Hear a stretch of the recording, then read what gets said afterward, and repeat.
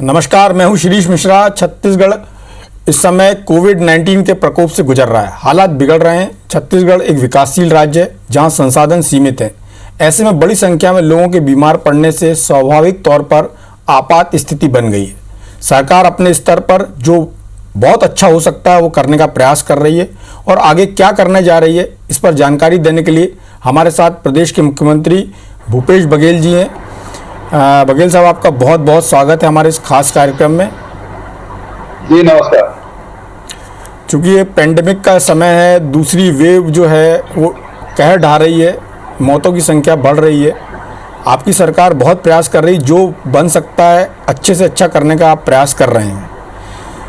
जनता के मन में कई सवाल हैं, लोगों के मन में कई सवाल हैं, मीडिया के मन में कई सवाल हैं कि सरकार क्या क्या कर रही है, वो भी हम जानेंगे। और आप क्या करना चाहते हैं, लोगों से आपकी क्या अपेक्षाएं हैं, मीडिया और बाकी लोग आपको किस तरह से सहयोग करें, उसके बारे में भी आपसे बात करेंगे। तो मुख्यमंत्री जी, मैं सबसे पहले चाहूँगा कि आप जो बात कहना चाहते हैं हमारे व्यूअर से और सभी लोगों से, उसको एक बार आप कहें, फिर हम अपने सवालों का क्रम बढ़ाएंगे। देखिए, सबसे पहली बात यह है कि जो पहले जो कोरोना का प्रथम लहर जब आया था तो पीक में जो आंकड़े थे वो 3800 थे और अब जो सेकंड लहर आया है वो अभी लगभग 15,000 के आसपास ये आंकड़े आ रहे हैं और ये बेहद चिंताजनक भी है। और दूसरी बात यह है कि प्रथम लहर में जो सिम्टम थे कुछ और थे, लेकिन सेकंड जो लहर आया उसके सिम्टम अलग है। पहले केवल सर्दी, खांसी, बुखार या फिर सर दर्द ये लक्षण थे, बाद में फिर सांस लेने की तकलीफ होती थी, लेकिन अभी इन लक्षणों के अलावा भी लूज मोशन भी हो रहा है और अचानक सांस लेने में तकलीफ हो रही है, ऑक्सीजन लेवल सडनली डाउन हो जाता है, उसके बाद डेथ हो रही है। तीसरा जो अंतर आया है, पहले केवल बुजुर्ग लोग ही थे या फिर जो अन्य बीमारियों से इनको और ग्रसित थे उनको ये जल्दी पकड़ लेता था, लेकिन अभी वृद्धजनों और दूसरी बीमारियों से ग्रसित लोगों के अलावा ये नौजवान और बच्चों को भी ये ग्रसित कर रहे हैं। तो इसलिए अब जरूरी है कि नौजवान ये न सोचे कि हमको कोरोना नहीं होगा या बच्चे, माता पिता ये न समझे बच्चों को ये प्रभावित नहीं होगा। तो जरूरी ये है कि हम बच्चों को भी, घर के जो नौजवान हैं, किशोर हैं, उनको भी बचा कर रखने की आवश्यकता है। दूसरी बात मैं जानकारी देना चाहूंगा, पहले ये जनवरी में हम 22,000 तक के टेस्ट करते थे, फरवरी में ये 21,000 प्रतिदिन टेस्ट हो रहा था, फिर मार्च में बढ़ा के 30,000 किया, अब जाके 53,000 प्रतिदिन हम टेस्ट कर रहे हैं। और टेस्टिंग के मामले में आप देखेंगे कि तेलंगाना और महाराष्ट्र के बाद छत्तीसगढ़ का नंबर आता है, जहां तेलंगाना में प्रति 10 लाख प्रतिदिन 2865 लोगों की टेस्टिंग हो रही है, महाराष्ट्र में 1993 लोगों की टेस्टिंग हो रही है और वहीं छत्तीसगढ़ में 1861 लोगों को प्रति 10 लाख प्रतिदिन टेस्टिंग हम कर रहे हैं। और यदि उस हिसाब से देखेंगे तो उत्तर प्रदेश केवल 917 है, उड़ीसा 792 है, आंध्र प्रदेश 682 है और मध्य प्रदेश तो हमसे बहुत पीछे हैं, जहां हम 1861 प्रति 10 लाख प्रतिदिन हम कर रहे हैं। तो मध्य प्रदेश में प्रति 10 लाख प्रतिदिन केवल 582 लोगों के टेस्ट हो रहे हैं। तो जितना हम टेस्टिंग कर रहे हैं उतने लक्षण कोरोना संक्रमित लोगों को पहचान कर पा रहे हैं और उतना इलाज भी हम लोग कर रहे हैं।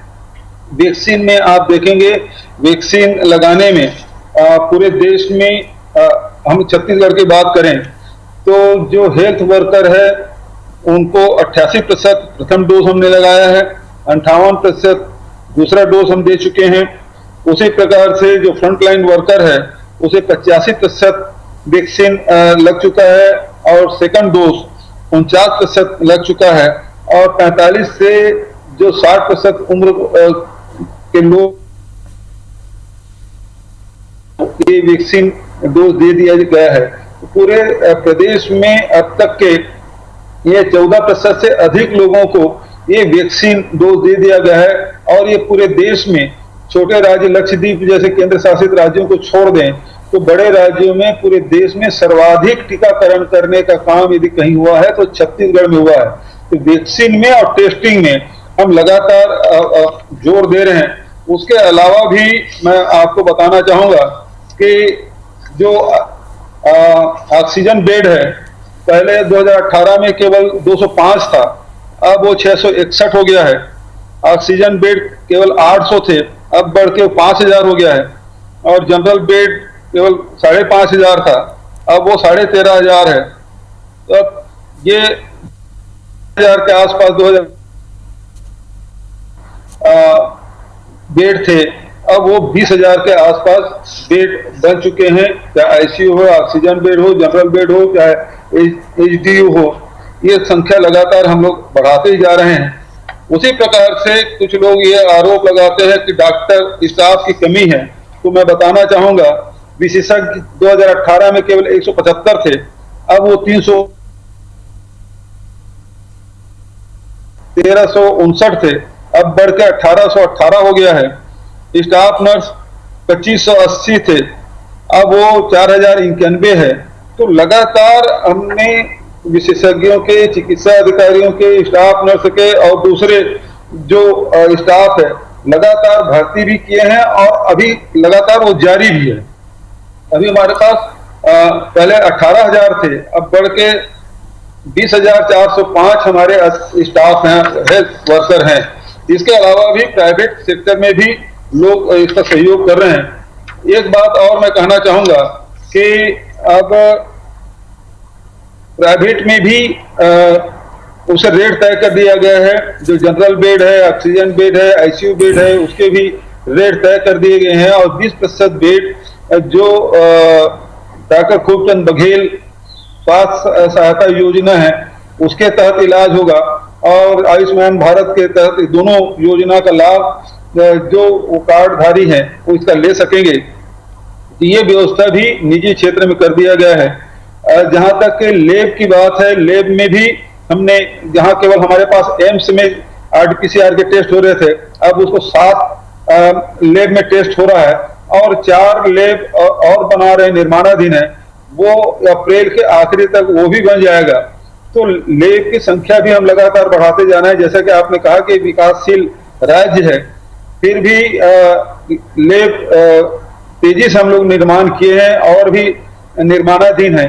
तो इस प्रकार से इसकी वृद्धि की जा रही है। ऑक्सीजन की स्थिति यह है कि हमारे पास लगभग 27 फैक्ट्री है जो ऑक्सीजन उत्पादन करते हैं, और दो प्लांट है जिसमें लिक्विड ऑक्सीजन का उत्पादन हो रहा है। अभी जो आवश्यकता है, पहले 1 मार्च 2021 को केवल 199 मरीज को ऑक्सीजन की आवश्यकता पड़ती थी और 3.72 मीट्रिक टन ऑक्सीजन उपयोग में लाया गया। और अभी 15 अप्रैल की स्थिति में 5,898 व्यक्तियों को ऑक्सीजन दिया जा रहा है, जिसमें 110 मीट्रिक टन ऑक्सीजन उपयोग हो रहा है। तो ऑक्सीजन की पूर्ति लगातार जारी है, ऑक्सीजन की कोई कमी नहीं है। हमारे पास 210 मीट्रिक टन ऑक्सीजन उत्पादन करने की हमारी क्षमता है और उपयोग हम 110 मीट्रिक टन कर रहे हैं। तो ऑक्सीजन की भी कोई कमी नहीं है। उसी प्रकार से रेमडेसिविर की जब कमी पड़ी तो हमने यहाँ से 2 आईएएस अधिकारी महाराष्ट्र और आंध्र प्रदेश, तेलंगाना भेजे थे। वहां से जाके उसकी पूर्ति करने की व्यवस्था की गई। और कल मैं आपके चैनल देख रहा था, उसमें दिखाया भी जा रहा था कि हम वैक्सीन लाते हुए आपने दिखाया है। तो लगातार हमारे अधिकारी कर्मचारी लगे हैं और सभी लोग लगे हुए हैं इस कोरोना संक्रमण से लड़ने के लिए। बहुत सारे लोग अफवाह जो फैला रहे हैं उससे ध्यान न दें। शासन पूरी तरह से समर्पित भाव से काम कर रही है। साथ ही सामाजिक संगठन भी लगातार इसमें सहयोग कर रहे हैं, और जैसे जिनके जितनी क्षमता है, कोई भवन दे रहा है, तो कोई राशन की व्यवस्था कर रहा है, कोई ऑक्सीजन बेड बनवा रहा है। तो हर प्रकार से सहयोग सभी सामाजिक संगठन भी कर रहे हैं और उसे और प्रोत्साहित करने की जरूरत है। ये लड़ाई केवल शासन स्तर पे नहीं हो सकता, पूरे समाज के लोग, पूरे छत्तीसगढ़ के लोग एकजुट होके लड़ेंगे तो निश्चित रूप से कोरोना को पहले लहर की तरह इसे भी नियंत्रित करने में सफलता मिलेगी। भूपेश जी, मेरे 3 सवाल हैं जो लोगों के मन में भी हैं। जैसे कि आपने कहा कि जो यूथ हैं उनमें भी फैल रहा है, तो जो ये स्टडी बताती है यूथ ही बड़े सुपर स्प्रेडर के रूप में सामने आए हैं, क्योंकि उनको तो कम होता है और वो उन जिस घर में होते हैं उन घर के बड़े लोगों तक पहुंचा रहे हैं उसके कारण। तो क्या आप प्रधानमंत्री से मांग करेंगे कि वैक्सीनेशन के लिए उम्र सीमा समाप्त हो?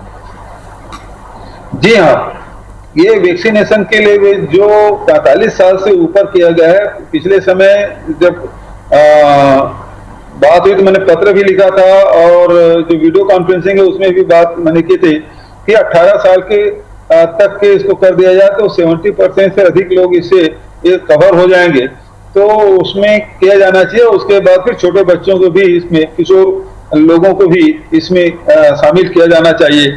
तो जो आप कह रहे हैं कि ये उम्र की जो सीमा है उसे समाप्त किया जाना चाहिए, लेकिन जो वैक्सीन की जो आपूर्ति है वो ठीक ढंग से नहीं हो पा रही है, कभी कम होता है कभी ज्यादा होता है। और जब एक सप्ताह के हम स्टॉक मांग रहे हैं तो हमको कभी हमारे पास एक दिन का स्टॉक रहता है, कभी 2 दिन का स्टॉक रहता है, तो ये स्टॉक के कमी कारण से भी प्रभावित हो रहा है। अभी तक के एक दिन में हमने अधिकतम 3,26,000 वैक्सीन हमने लगाया है और हमारी क्षमता 4 लाख की है। यदि इतना मिले तो हम वैसे भी जल्दी से लगा सकते हैं। 14% वैक्सीन लगा के पूरे देश में हम अव्वल इस नंबर पे हैं। हम और तेजी से करना चाहते हैं ताकि संक्रमण से बचाव किया जा सके। भूपेश जी, आपने ऑक्सीजन से जुड़ी बात की है और आपका कहना ऑक्सीजन की उपलब्धता भी है। हमारे ग्रुप ने भी लगातार ऑक्सीजन रिफिलिंग के लिए प्रयास किए जा रहे हैं और ऑक्सीजन कॉन्सेंट्रेटर्स को भी दिया गया हमारे तरफ से भी, हमारे ग्रुप की तरफ से। तो प्रदेश में जो वेंटिलेटर और ऑक्सीजन कॉन्सेंट्रेटर्स की ज़रूरत है उसके बारे में क्या आपकी केंद्र से बात हुई है, केंद्र सरकार से बात हुई है, प्रधानमंत्री जी से या स्वास्थ्य मंत्री जी से? लगातार पत्राचार जारी भी है और अधिकारी लोग सब संपर्क में हैं कि हम लोग पहले भी ऑक्सीजन की मांग किए थे, वैक्सीन की मांग किए थे और जो सुविधा है उसके लगातार हम लोग रख रहे हैं, लेकिन जो अपेक्षित सहयोग है वो नहीं मिल पा रहा है। भूपेश जी, जिस तरह से लॉकडाउन लगा, दुर्ग में लगा तो वहाँ थोड़ी सी स्थिति नियंत्रण में आई, रायपुर में करीब 1 हफ्ता होने जा रहा है, तो क्या आपको लगता है कि लॉकडाउन से ये जो संक्रमण रेट है वो कम होगा और ये लॉकडाउन क्या एक्सटेंड हो सकता है? देखो, मैं लॉकडाउन के बिल्कुल पक्षधर में नहीं हूँ, बल्कि स्व अनुशासन के पक्षधर में हूँ। सभी नागरिक ये कोरोना प्रोटोकॉल का यदि पालन करना शुरू कर दें, ये बीमारी से आसानी से लड़ा जा सकता है। लेकिन जैसे हम लॉकडाउन खोलेंगे तुरंत भीड़ है वो सड़कों पर उतर आती है, बाजारों में चली जाती है और उसके कारण से फिर तेजी से संक्रमण फैलता है। पहले तो हमने 144 धारा लगाया था, फिर नाइट कर्फ्यू, उसके बाद फिर मजबूरी में ये लॉकडाउन करना पड़ा है। और लॉकडाउन के बाद दुर्ग में कुछ आंकड़ों में कमी आई है, बढ़ा नहीं है। और उसी प्रकार से रायपुर में भी अब आंकड़े स्थिर होते जा रहे हैं और ये लॉकडाउन के कुछ असर कुछ दिनों में दिखाई देगा जिसमें कमी आएगी, लेकिन ये स्थायी हल नहीं है। मैं बार बार अपील करना चाहता हूं आपके चैनल के माध्यम से आम जनता से कि ये हाथ जरूर धोएं, लगातार धोते रहें, सैनिटाइजर का उपयोग करें, मास्क लगाएं और दूरी बना के रखें। यही इसका सही मायने में बचाव ही में सुरक्षा है। ये जो उपाय अपनाने से ही हम अपने आप को बचा सकते हैं, सुरक्षित कर सकते हैं, क्योंकि द्वितीय जो लहर आया है वो ज्यादा संक्रमण फैला रहा है और ज्यादा इसके लक्षण पहले संक्रमण की अपेक्षा दूसरे प्रकार के आ रहे हैं और जानलेवा साबित हो रहे हैं। तो इसलिए बचाव बहुत जरूरी है। चिकित्सक और विशेषज्ञ लगातार और स्टाफ लगातार मेहनत कर रहे हैं, प्रयास कर रहे हैं, लेकिन अब उसके सहयोग खुद के बचाव करके पूरे समाज को सहयोग करने की मैं अपील सबसे करता हूँ। भूपेश जी, आपकी सरकार ने एक बहुत अच्छा प्रयास किया कि रेमडेसिविर की उपलब्धता यहाँ पर सुनिश्चित की, उसके अलावा उस पर से सरकारी नियंत्रण माने जो सरकार दे रही थी उसको खत्म किया। तो क्या इससे एक कालाबाजारी की आशंका को किस तरह से समाप्त करेंगे? क्योंकि अस्पतालों में एक तो क्या है कि बाजार में मेडिकल स्टोर में लाइन लगा के लोग खरीद रहे थे। ये उसी प्रकार की स्थिति बनी थी जब हाइड्रोक्सीक्लोरोक्विन के लिए लोग लाइन लगा रहे थे और कालाबाजारी हो रही थी और सब लोग अपने घर में स्टोर कर रख रहे थे। उसी प्रकार से इसको भी करने की कोशिश कर रहे हैं। लेकिन मैं कहना चाहूंगा रेमडेसिविर जो है वो विशेष परिस्थिति में विशेषज्ञों के देखरेख में लगाया जाता है, जब स्थिति बहुत बिगड़ जाती है, हालत तबीयत ज्यादा खराब हो जाती है, तब लगाया जाता है। ये सामान्य जो कोरोना मरीज है उसको ये नहीं लगाया जाता है। तो इसलिए ये हॉस्पिटल में ही, चाहे वो गवर्नमेंट हॉस्पिटल हो चाहे वो प्राइवेट हॉस्पिटल में हो, उसी को वितरित किया जा रहा है, ताकि क्योंकि लगना तो हॉस्पिटल में ही है, तो वहां मरीजों को लगे, उपलब्ध हो सही समय पे, इसलिए कोशिश की जा रही है। और रेमडेसिविर का आपूर्ति लगातार की जा रही है, जिससे कालाबाजारी भी रुके और लोगों की जागरूकता जरूरी है। इसलिए मैं कहना चाहूंगा कि इसे जानना समझना जरूरी है कि रेमडेसिविर आखिर लगता कब है, ये जानना बहुत जरूरी है। भूपेश जी, इस बार का जो लहर है उसमें साफ तौर पर दिखाई दे रहा है कि ग्रामीण क्षेत्रों में भी पहुंच गया। तो ग्रामीण क्षेत्रों में इसके फैलाव को रोकने के लिए वहां कोविड सेंटर और बाकी तैयारियों की क्या स्थिति है, इसके बारे में जरूर जानना चाहूंगा। देखिए, ये होली के समय बहुत सारे हमारे जो ये विदर्भ में जो कमाने खाने जाते हैं, जो वो लोग जो लौटे, तो गांव-गांव में, खासकर राजनांदगांव जिला है, दुर्ग जिला है, बेमेतरा जिला है, इसमें खूब तेजी से फैला है। और ग्रामीण क्षेत्र में फैलने के कारण से स्थिति आंकड़ों में और वृद्धि हुई है, क्योंकि साधारण सर्दी बुखार समझ के लोग कोरोना का इलाज नहीं कराते, और वो 8-10 दिन बुखार होने के बाद जब सांस लेने में तकलीफ होती है तब वो हॉस्पिटल आते हैं, तब तक की स्थिति बिगड़ जाती है। तो मैं अपील यही करना चाहूंगा, प्रारंभिक लक्षण दिखने पर ही डॉक्टरों से संपर्क में आए, टेस्ट कराएं, और जब टेस्ट आप करा रहे हैं तो फिर उस समय बचत परिवार से भी और गांव से, मोहल्ले वालों से दूरी बना के रखें, ताकि आप फैलाएं मत। यदि कोरोना पॉजिटिव निकल जाता है तो आप फिर तब तक कई लोगों संपर्क करके फैला चुके हैं, परिवार को संक्रमित कर चुके हैं। तो जब टेस्ट करा रहे हैं तो ये जब तक रिपोर्ट नहीं आता, 2 दिन 3 दिन 4 दिन जब लगता है, उस समय आप अपने आप को अलग सुरक्षित रखें, ताकि अपने परिवार वालों को संक्रमित न करें। दूसरा इसमें हमने अब किया है, जो क्योंकि अब पूरे देश में फैल रहा है, आपने अभी आंकड़ा देखा है कि महाराष्ट्र में भी अब लॉकडाउन लगाने का निर्णय हुआ है, और उत्तर प्रदेश में 22,000 से आंकड़े अधिक हो गए हैं, बिहार में फैल रहा है, 10,000 के से अधिक आंकड़े अब मध्य प्रदेश में हो रहे हैं। तो लगातार ये फैलने के बाद दिल्ली में आप देखेंगे तो वहां भी भयावह स्थिति है, हॉस्पिटल में बेड नहीं मिल रहे हैं, और अब जो होटल है उसको भी लेने की वहां सरकार सोच रही है। तो ऐसी स्थिति में लोग काम छोड़ के अब घर वापस आ रहे हैं, तो मजदूर लोग आएंगे तो वहां टेस्टिंग की व्यवस्था, बिना निगेटिव टेस्ट के वो अपने गांव या घर नहीं जा सकते। रेलवे स्टेशन में भी इसकी व्यवस्था की गई है, एयरपोर्ट में भी इसकी व्यवस्था की गई है, क्वारंटाइन सेंटर भी खोल दिए गए हैं, और आइसोलेशन की भी व्यवस्था की गई है। और ग्रामीण क्षेत्रों में ब्लॉक स्तर में भी अब ऑक्सीजन बेड की तैयारी हो चुकी है, बहुत जगह स्थापित हो चुके हैं और बहुत जगह निर्माणाधीन है। तो हर स्तर पे हम लोगों को कोशिश है, और उसी प्रकार से कंट्रोल रूम भी, कोविड कंट्रोल रूम की स्थापना भी की गई है, हर जिले में की गई है। उसके नंबर के प्रचार प्रसार भी लगातार किए जा रहे हैं, उससे जो संक्रमित और बचाव के उपाय की जानकारी वहां से ली जा सकती है, और किस प्रकार की सुविधा सहायता चाहिए तो उससे भी कंट्रोल रूम से ही जानकारी ली जा सकती है। भूपेश जी, जब ये कोरोना का विस्तार इस बार दूसरी लहर में हुआ तो एक आरोप लगे कि यहाँ पर जो क्रिकेट हुआ उसके कारण ये इस तरह के आरोप भी सामने आए, और लगातार देखा जा रहा है कि देश में भी बड़े धार्मिक आयोजन हो रहे हैं, जैसे कुंभ हो रहा है और बाकी जगह राजनीतिक रैलियाँ हो रही। तो क्या आप इन सब चीज़ों को किस तरह से देखते हैं, और इसका यहाँ पर असर ना हो उसके लिए सरकार क्या करने जा रही है? देखिए, जहाँ तक क्रिकेट की बात है, तो क्रिकेट में जब इंडिया मैच खेली उसी दिन थोड़ा सा भीड़ हुआ है, और बचा दिन तो खाली ही रहता था स्टेडियम। और भारतीय जनता पार्टी के जब यदि क्रिकेट से ही इतना एलर्जी था तो खुद क्यों आयोजन कराते रहे और भीड़ इकट्ठा करते रहे, और खुद भी वहां मैच देखने गए।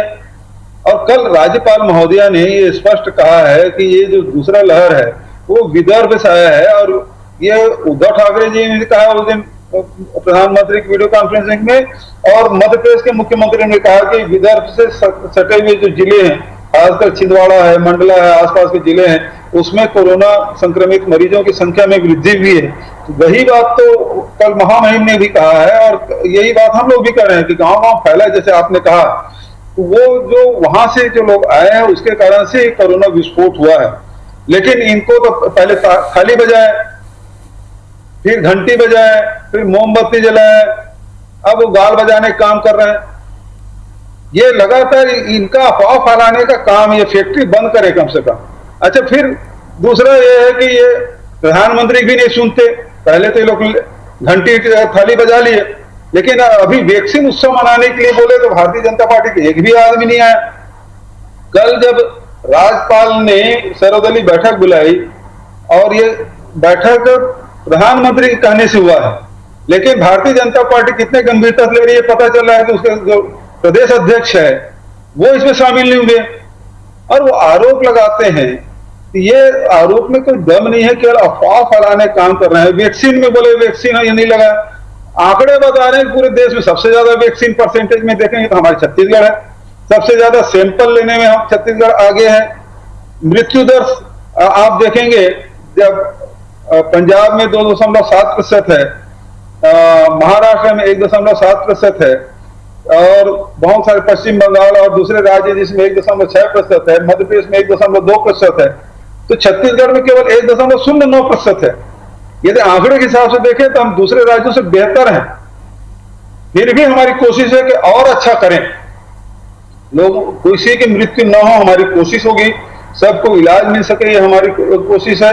और सब समाज को सबको सहयोग ले रहे हैं। ये लोग केवल राजनीति कर रहे हैं, राजनीतिक बयानबाजी कर रहे हैं, एक भी सहयोग की बात ये लोग नहीं करते, केवल अफवाह फैलाने का काम भारतीय जनता पार्टी के नेताओं द्वारा किया जा रहा है। भूपेश जी, इस समय जो माहौल है उसमें बहुत ज़्यादा नकारात्मकता फैल रही है और ज़रूरत है सकारात्मकता की, और साथ में आपके साथ सहयोग करने की। सरकार तो अपना काम कर रही, समाज की और हम सभी की जिम्मेदारी की आपके साथ सहयोग करें। हमारा चैनल, हमारा ग्रुप इस सरकार के इस काम में लगातार सहयोग कर रहा है। तो आखिरी में चाहूँगा कि लोगों के लिए एक ऐसा कोई संदेश दें जिसमें 100 अनुशासन की जो आपने बात की है वो भी आ जाए, और लोग बाग जो चीज़ आप चाहते हैं, लोगों से जो आपकी अपेक्षा है, जनता उसको पूरा करे। देखिए, कोरोना ने सारे जो सामाजिक मापदंड है उसको ध्वस्त कर दिया है। हम चाहे वो शादी ब्याह की बात करें, चाहे छठी की बात करें, चाहे मृतक कार्य है उसकी बात करें, सारे मापदंड ध्वस्त हो गए हैं। आज जो लोग कोरोना से जूझ रहे हैं, फ्रंटलाइन वर्कर हैं, हेल्थ वर्कर हैं, जो आज कोरोना संक्रमण के कारण से हमारे जो परिजनों की मृत्यु हो रही है, हम मुखाग्नि तक नहीं कर पा रहे हैं, दूर से कर पा रहे हैं। सारे कार्यक्रम जो वहां शमशान घाट में तैनात जो कर्मचारी है वो कर रहे हैं, हमारे परिवारों के हमारा जो दायित्व है वो दायित्व वो पूरा कर रहे हैं। वो कार्यकर्ता वो जो मर्चुरी में काम कर रहे हैं, जो शव को सैनिटाइज करके उसे पैकिंग कर रहे हैं, वो हमारा दायित्व पूरा कर रहे हैं। हमारे परिजनों के शव को शमशान घाट तक पहुंचाने का काम कर रहे हैं। जो काम हमारा था, हमारे परिवार का था, हमारे समाज का था, वो काम वो लोग कर रहे हैं। तो आज ऐसे समय में उन लोगों को प्रोत्साहित करने की आवश्यकता है, उसे समर्थन देने की जरूरत है, उसे उसकी आलोचना करने की नहीं, वो किस परिस्थिति में काम कर रहे हैं। यदि हमको थोड़ा सा डेड बॉडी मिलने में विलंब हो जाता है तो हमको कितनी पीड़ा होती है। लेकिन अब ये सोचिए कि वो जो हमारा काम है उसको वो लोग कर रहे हैं, चाहे वो शव को लाने के बाद हो, चाहे वो दाह संस्कार करने की बात हो, चाहे और दूसरे कार्यक्रम है उसमें कर रहे हैं। तो ऐसे में जो लोग आपके इलाज में, परिवार के लोगों के इलाज में जो लगे हैं, जो प्रशासन दिन रात मेहनत कर रहा है, जो समाज के लोग आगे बढ़ के सहयोग कर रहे हैं, उससे प्रोत्साहित करने की जरूरत है और ऐसी चीज बताने की जरूरत है कि इन लोगों ने इस प्रकार से सहयोग किया है। तो ये सहयोग की भावना हमारी बढ़ेगी, एक दूसरे के सहयोग करेंगे, संकट में एक दूसरे के सहयोग करने की आवश्यकता है। आलोचना तो कोई भी कर लेता है, लेकिन सहयोग में जो हाथ बढ़ता है उसे लोग हमेशा याद रखते हैं। तो मैं अपील करना चाहता हूं सभी सामाजिक संगठनों से, सभी व्यक्तियों से कि इस संकट काल में हम सब एक दूसरे का हाथ बढ़ाएं, सहयोग करें, समर्थन दें, ताकि इस कोरोना को पराजित कर सकें। बहुत बहुत धन्यवाद मुख्यमंत्री जी हमसे जुड़ने के लिए और लोगों के बीच में सकारात्मकता को का प्रसार करने के लिए। साथ ही साथ जो बात आपने कही कि हमें उन लोगों के प्रति जरूर कृतज्ञ होना चाहिए जो इस समय इन कठिन परिस्थितियों में काम कर रहे हैं, जहां पर हम खुद अपने स्वजनों का, परिजनों का कुछ नहीं कर सकते, वहां उन लोग अपनी पूरी जान लगा के काम कर रहे हैं। हमसे जुड़ने के लिए बहुत बहुत धन्यवाद। नमस्कार।